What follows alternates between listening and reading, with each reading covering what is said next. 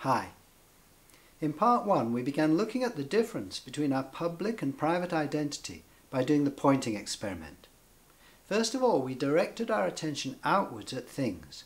Then we directed our attention inwards at ourselves to see if we are things at centre or no thing, capacity for the world. In part 2 we'll continue our exploration of our identity, starting with an experiment where we look in a mirror. We'll then continue with other experiments, exploring who we really are from different angles.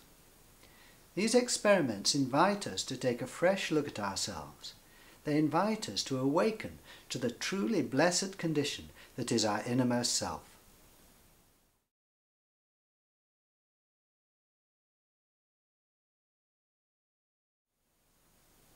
I can't see my face here, you might say, but I can see it in the mirror. Doesn't the mirror show me who I am? Doesn't it prove that I'm not space at centre? I'm a thing, a person. Let's look in the mirror and see what we find.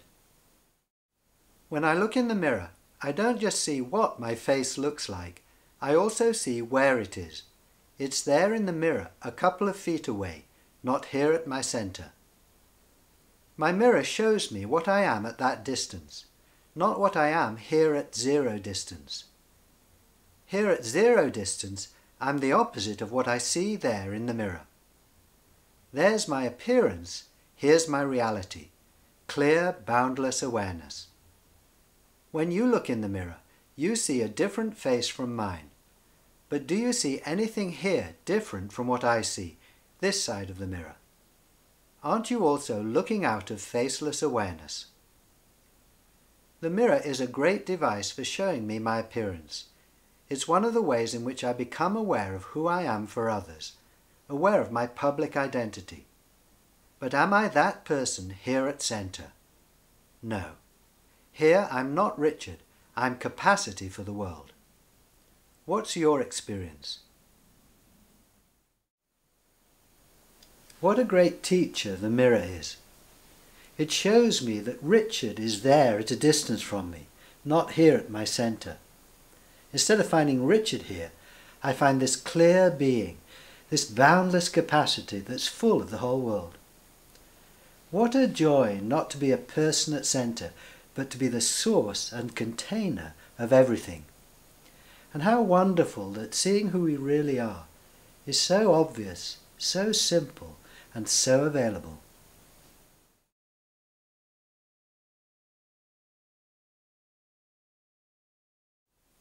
But we're relying too much on vision, you might say. What happens if we close our eyes? Can we still be aware of being boundless, of being capacity for the world? Well, let's close our eyes and find out.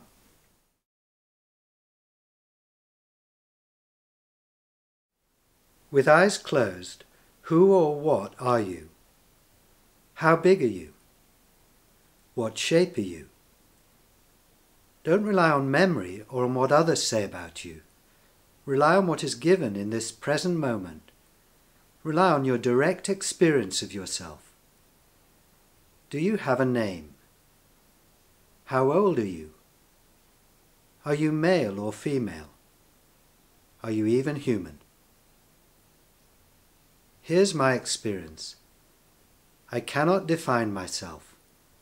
I have neither shape nor size.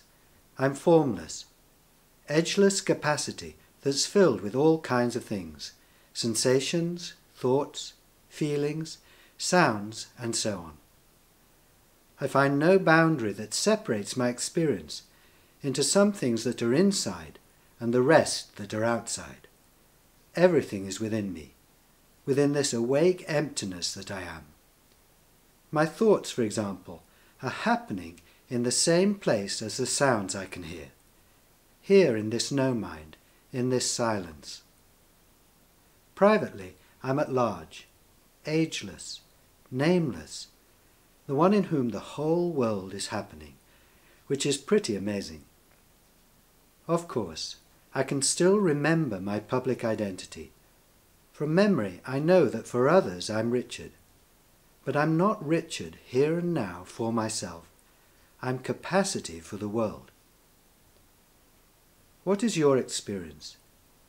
Privately, here and now, are you a person separate from the world around you, or are you capacity for the world? Now open your eyes. I find that having my eyes closed is no obstacle to being aware of this spacious capacity at my centre. It's as obvious with eyes closed as it is with eyes open.